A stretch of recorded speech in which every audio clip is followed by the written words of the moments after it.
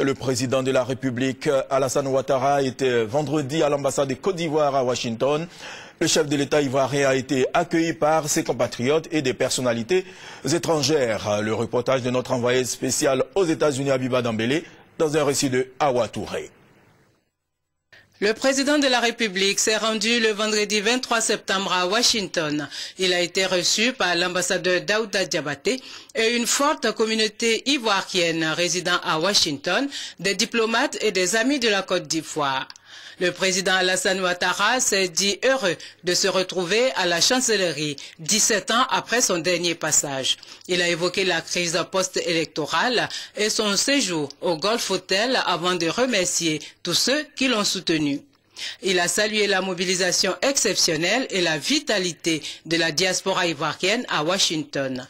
Le président de la République a réaffirmé sa ferme volonté de redorer l'image de la Côte d'Ivoire. Je ne négocierai pas la nécessité de sortir de la Côte d'Ivoire des difficultés.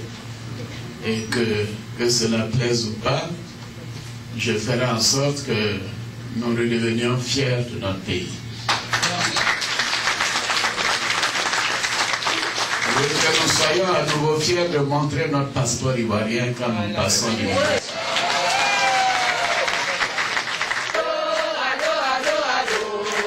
Après cette ambiance de fête, le président de la République, Alassane Ouattara, a accordé une audience aux 6 consuls honoraires de Côte d'Ivoire.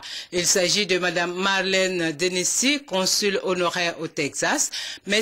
Edgar Depo Osgood, consul honoraire en Californie, Harold Warner, consul honoraire au Michigan, Georges Chassan, consul honoraire au Connecticut, Hugues Brand, consul honoraire en Floride, et Mme Martha Israël, consul honoraire en Haïti. Nous avons nos consuls qui se sont joints à l'événement.